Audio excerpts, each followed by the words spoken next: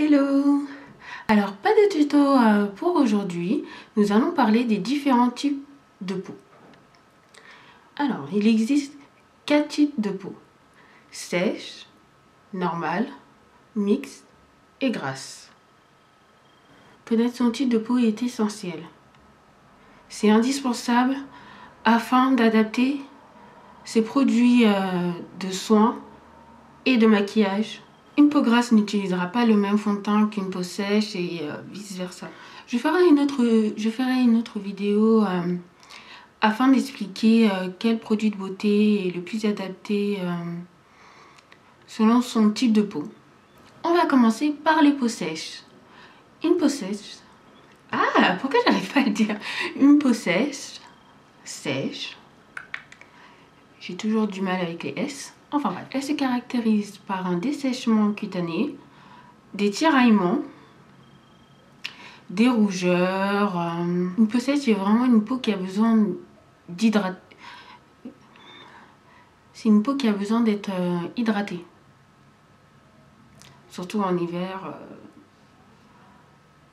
où le froid dessèche énormément la peau. Ça doit pas être leur saison préférée. Hein. Une peau normale, c'est une peau qui n'a pas de problème spécifique. Elle ne tiraille pas, n'a pas de pores dilatés, elle brille pas. En gros, c'est la peau parfaite.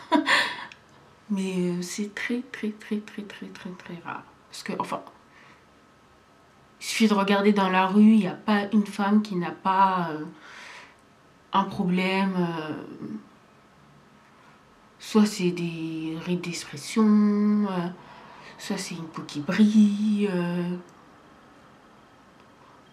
Donc pour moi, une peau normale, c'est... Je pense que ça doit représenter peut-être, allez, 5% de la population. Et encore. Une peau mixte. Une peau mixte, c'est une peau qui brille au niveau de la zone T. Enfin, qui est grasse au niveau de la zone T. Qu'est-ce que c'est une zone T? C'est le front, le nez et le menton. Et elles ont les joues sèches ou normales. Parfois des points noirs ou des pores dilatés, ça dépend. Les peaux grasses, c'est les peaux qui ont des pores visibles, c'est-à-dire des pores dilatés. Les peaux grasses, c'est les peaux qui ont des points noirs, tout le visage brille, c'est-à-dire qu'ils ont un excès de sébum. Et parfois, pas toujours, c'est pas toutes les peaux grasses qui ont des imperfections.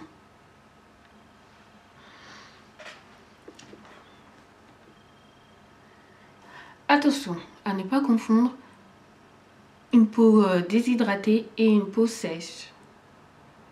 Une peau déshydratée, c'est une peau qui manque d'eau. Et pour cela, il existe des produits adaptés. C'est-à-dire que si une peau déshydratée utilise une crème pour peau sèche, ça va pas combler le manque d'eau qu'a besoin la peau. On peut avoir une peau déshydratée et grasse. C'est pas parce qu'on a une peau grasse qu'elle ne manque pas aussi d'eau. Donc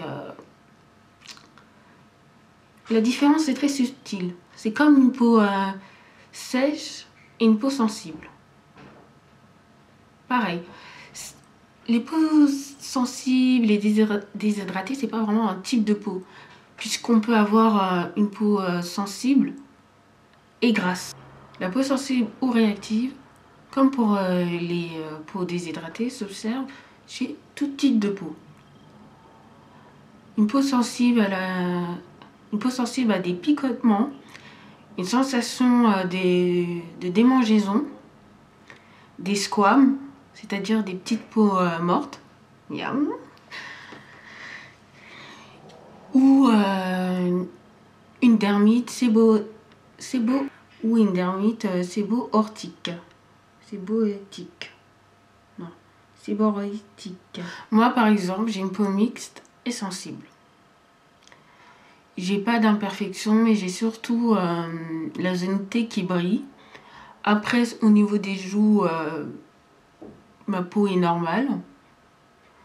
C'est très rare que j'ai des imperfections au niveau des joues. Et il y a 2 ans de cela, j'ai eu une dermite séborrhéique. Je ne sais même pas si je le prononce bien, enfin bref. C'est-à-dire que j'avais au niveau de la zone grasse, enfin la zone T, au niveau de la zone T, j'avais la peau qui pèle. Et j'avais en dessous des boutons, c'était horrible, c'était laid. D'ailleurs, si tu regardes les photos sur mon précédent blog, sur certaines d'entre elles, on voit parfois que j'ai une espèce de plaque. Alors, je te dis pas, pour essayer de camoufler ça, c'était pas facile. Il y avait que la Mineralize Skin Finish, oui, de MAC, qui donnait un résultat naturel sans mettre en avant ces plaques. Et après, en fait, pour que ma peau redevienne normale, j'ai fait la méthode du millefeuille. C'est-à-dire, j'utilisais une huile démaquillante, ensuite un gel ou une mousse nettoyante. Après, j'ai appliqué un peu d'eau thermale parce que justement, j'ai vu que j'ai la peau qui picote, des démangeaisons à cause de l'eau. Et bien, j'appliquais de l'eau thermale. Enfin bref. Ensuite, j'ai appliqué une lotion tonique, un contour des yeux, un sérum, une crème. Bon, maintenant, vu que ma peau